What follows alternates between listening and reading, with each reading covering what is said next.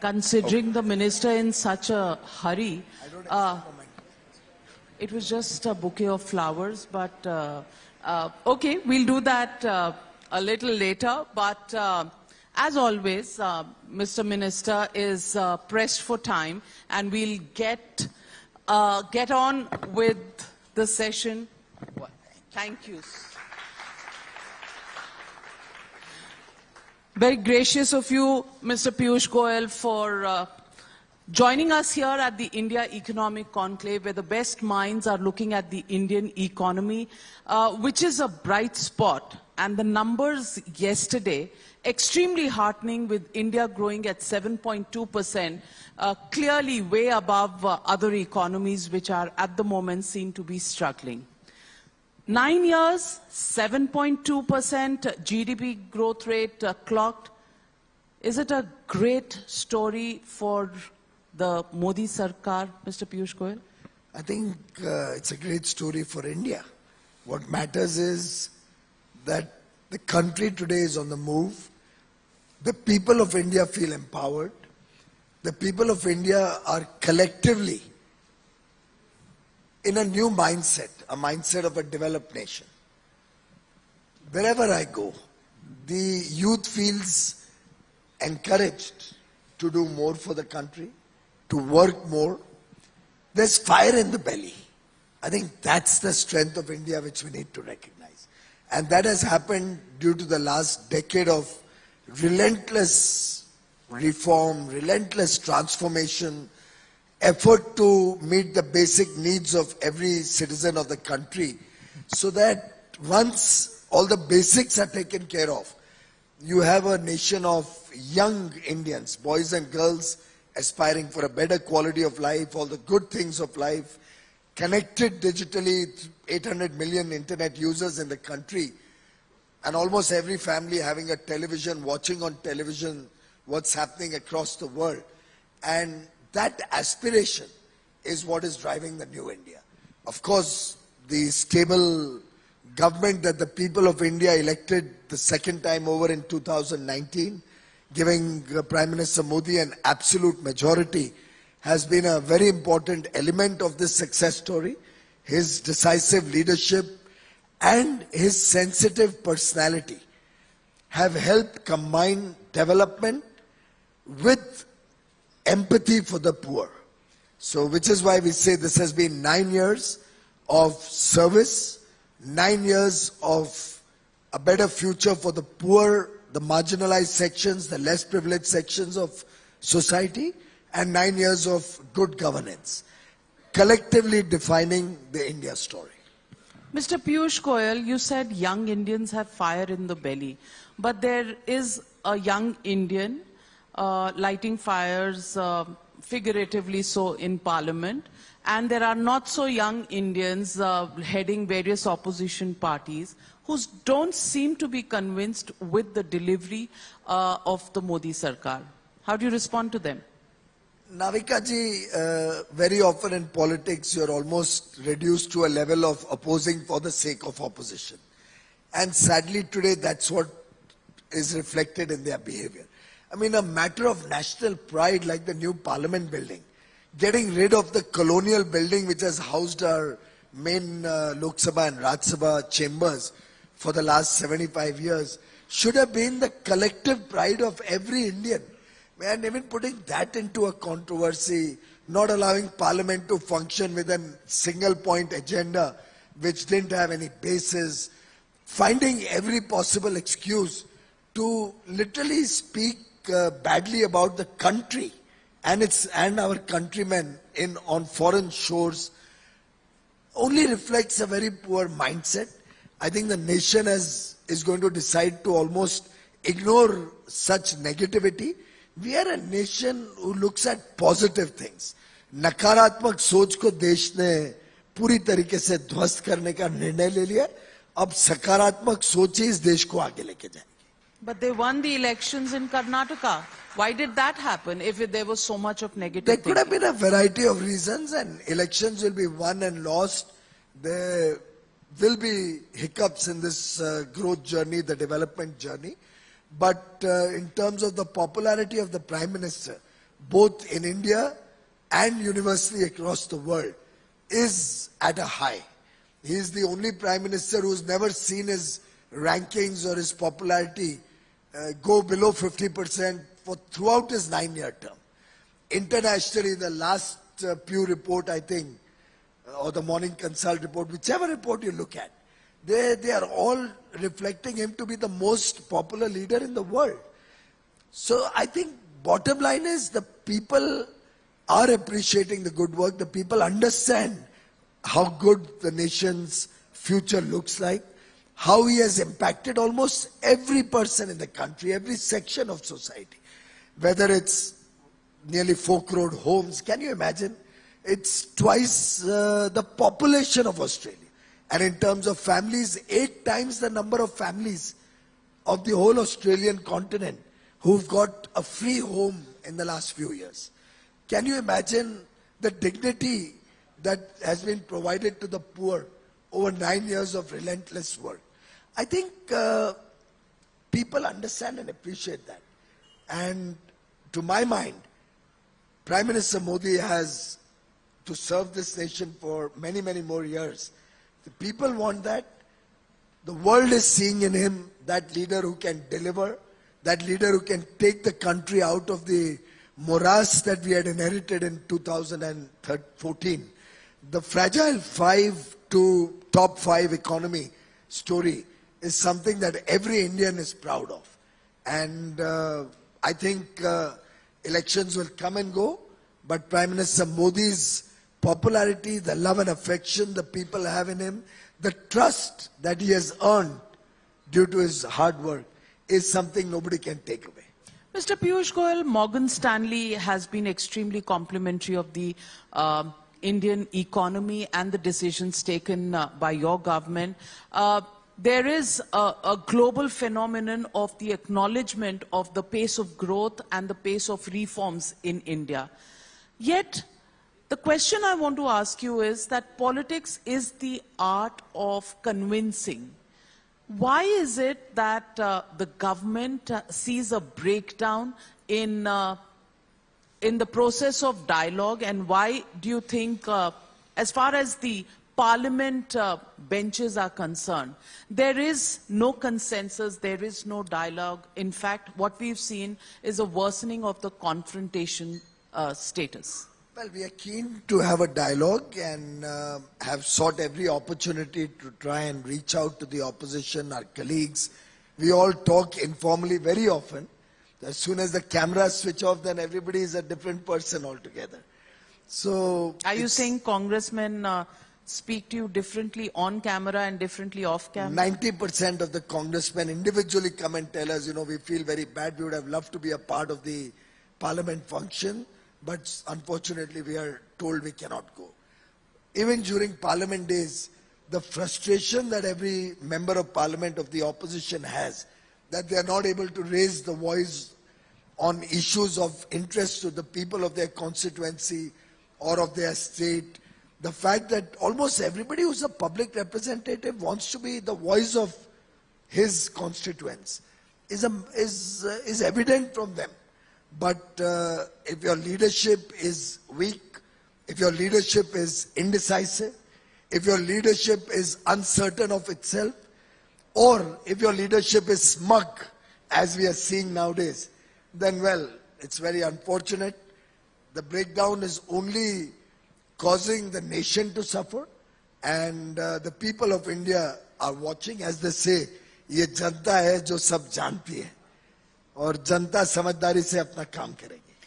Mr. Piyush Goyal, there are issues, there are challenges for the Indian economy. Whether you look at job creation, whether you look at unemployment, very often you must have been asked the question on the promise of 2 crore jobs per year that was promised by your government, the delivery with the comparison to that promise. Do you think the challenges that we are seeing at the moment are surmountable? Do you think the India shining is going to repeat itself? I think it may be a good idea for you, at least as a responsible news channel, to first read our manifestos before you get carried away by propaganda. Of course, Goebbels' theory still works sometimes, but maybe a good idea to read our manifestos. We are very practical, we are very clear in our vision, we are very clear in what we believe is possible and not possible.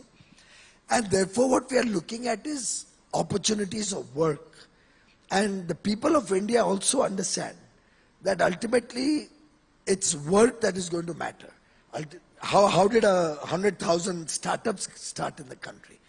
Most of which happened in the last 7 years. How did 100+ companies become unicorns amongst these startups? With brilliant, innovative ideas, leveraging on technology, leveraging on the day-to-day issues and coming up with solutions to people's or businesses' problem. All of this happened because there's a lot of talent out there which is coming up with solutions for the future of India. A government job is possibly what the opposition party keeps referring to all the time. I wish they would understand that some of their actions are actually hurting India big time. When they go around passing these freebies, they are not empowering the people of India, they are weakening India's potential for the future. We have all seen those old days before 2014, and since many of you must be from Delhi, I'm sure you remember those days where you couldn't live without a DG set in your home. You couldn't live or work without a UPS on your computer. I remember in 2014 when I just joined government, 9 years to the day, 26th of May 2014, I was given the charge of power. Within 2 days of that, there were some thunderstorms and the entire northern grid collapsed. It's not as if thunderstorms haven't happened after that. But Prime Minister Modi went to the root of the problem. He created a national grid. So today India is one of those rare countries with a pan-India single grid which ensures stability in our power supply, which ensures no region will have to pay exorbitant prices, which ensures that wherever the demand increases, we can meet that demand. Unfortunately, some places are not investing enough on local infrastructure, and Delhi is one of those.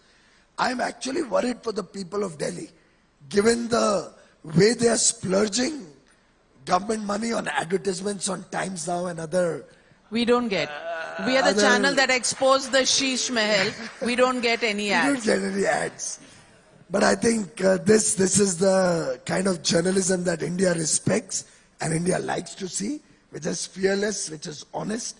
And I urge you to continue to be that way and not fall prey to falsehoods and false propaganda.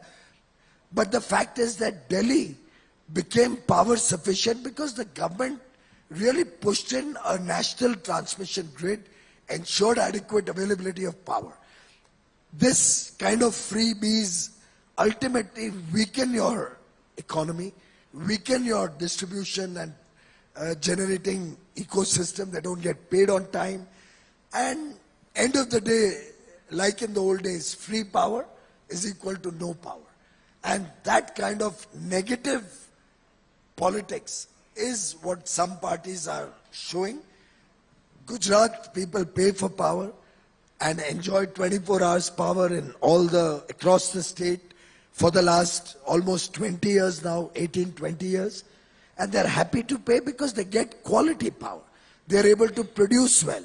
They don't need to use DG sets paying 20 rupees a unit for power, like it is even now in some areas in Delhi. So I think the important message for all of us is strengthen the nation from the roots. After all, how could we achieve 7.2% growth? It's because 9 years of the pursuit of a strong foundation of the Indian economy. We've strengthened our foreign exchange reserves.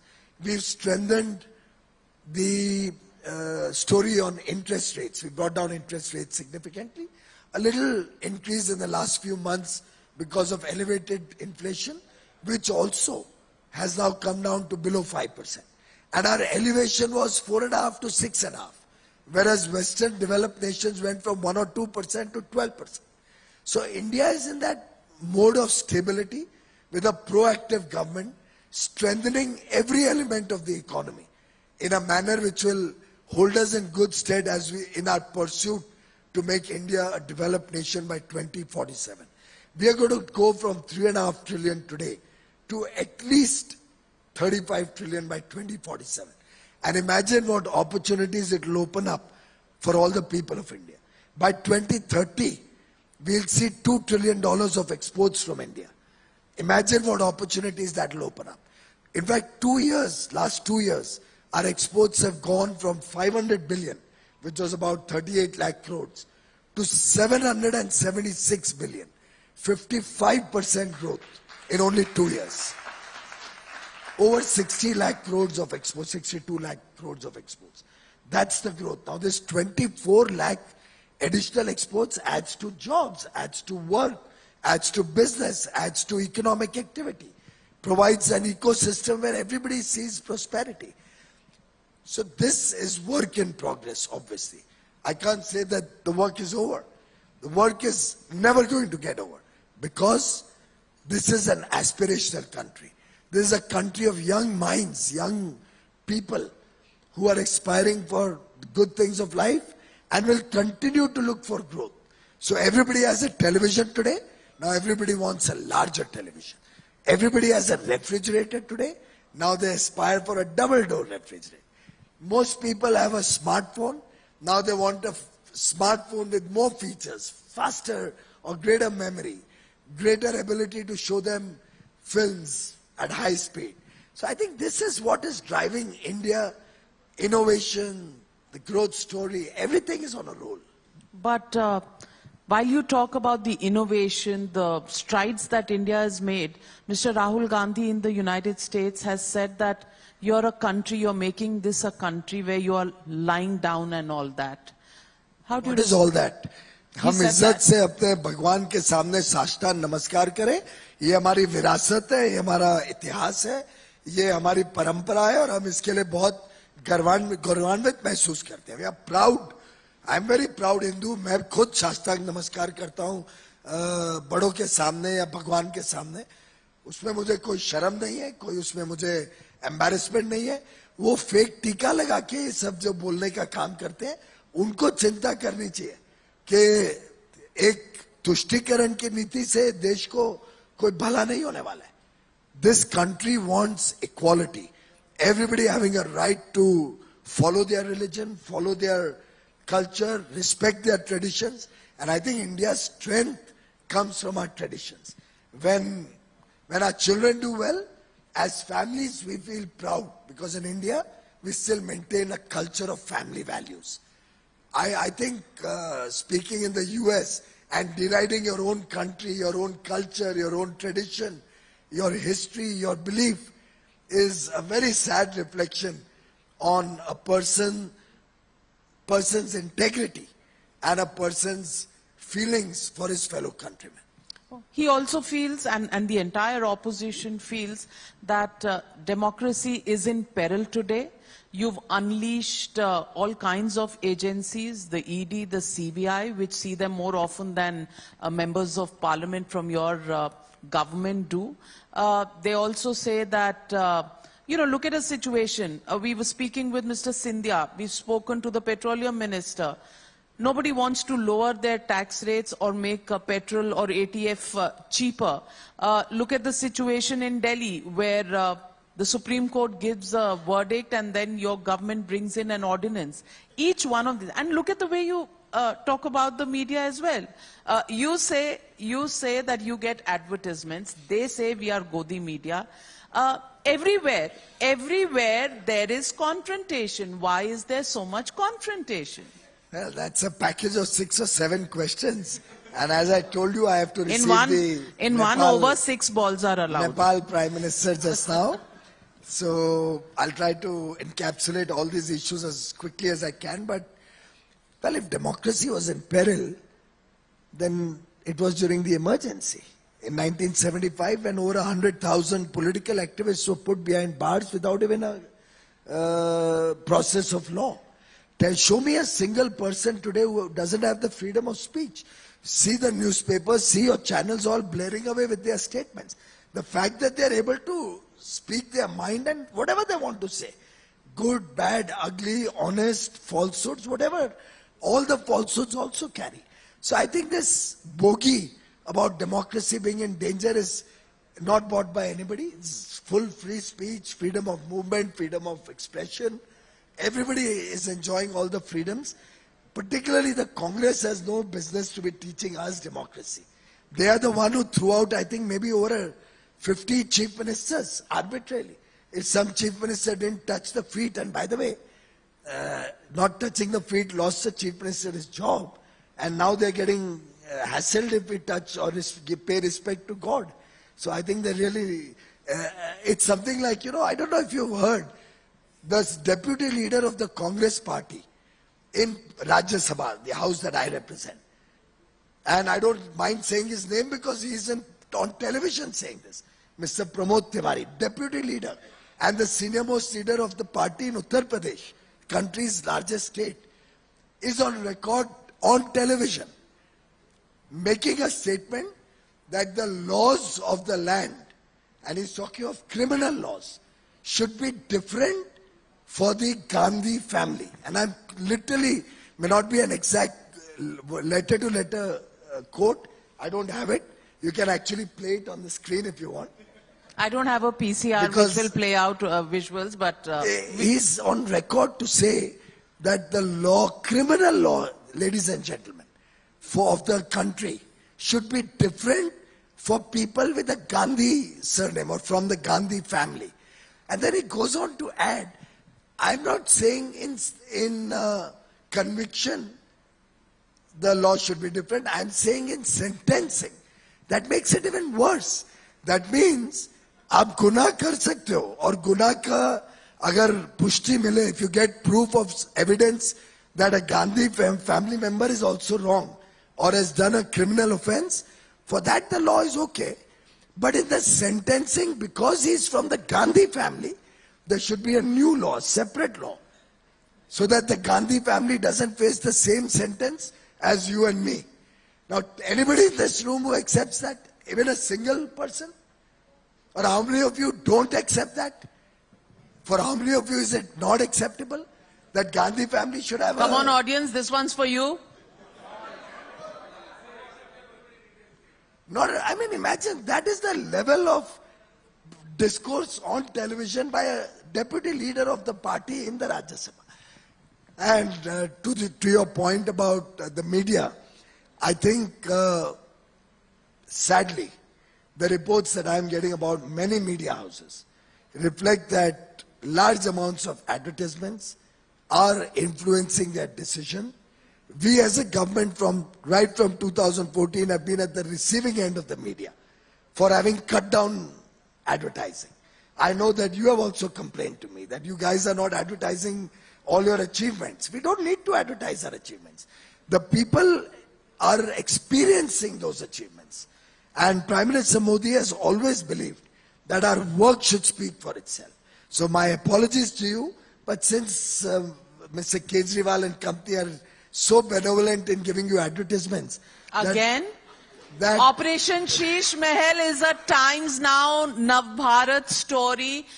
Our reporters have gone to jail for it, and we do not get... No, I sympathize with the young reporter. It was very unfortunate what was done to her. But I'm not singling out Times Now, I'm not singling out any media, but the fact, I don't know if you remember that there was some Delhi blasters, business blasters. There was a program, I used to see the advertisement all the time, that they're going to support startups in Delhi schools. I thought it must be some fancy big program. The number of advertisements and number of double page spreads I saw, I thought it will be some huge program. And then guess what? I found that the total project cost was 60 crores. They were only going to give 60 crores to support the startup ecosystem in schools in Delhi. I think Times Now should now do an RTI or find out information.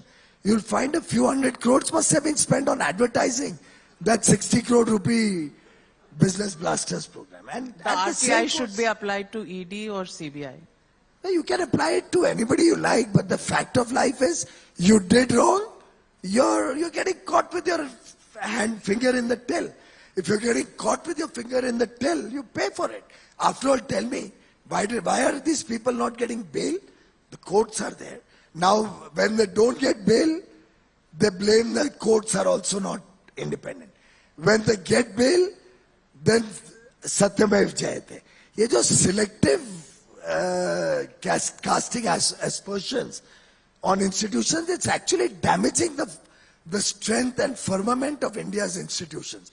It can't be that the election commission is good if they win an election in Karnataka and is prejudiced or is anti-Congress or anti-opposition if they lose an election. I think that narrative has lost its steam. The people of India are watching the fake narratives of the opposition. Opposition will only suffer and regret such blatant falsehoods as they did in 2019. You remember the kind of allegations they tried to put on us. The people of India not only rejected them second time over, but gave us more seats in 2019 than 2014. So our work speaks for itself. With the blessings of the people, we believe that we have done a good job. We have been able to meet the aspirations to the extent possible.